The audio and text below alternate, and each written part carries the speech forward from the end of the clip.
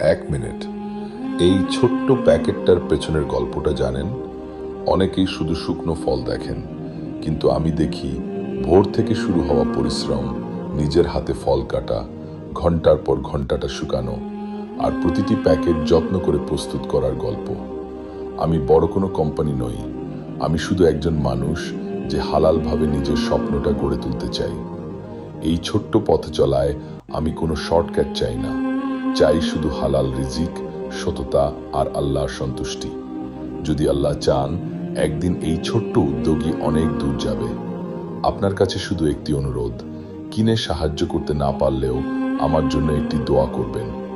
আল্লাহ যেন এই রিজিকে বরকত দেন, এটিকে কবুল করেন এবং মানুষের জন্য কল্যাণের মাধ্যম বানিয়ে দেন। আমিন। আর যদি বিশ্বাস করেন যে হালাল পরিশ্রম একদিন সফল হয়, তাহলে এই ভিডিওতে একটি আমিন লিখে যান।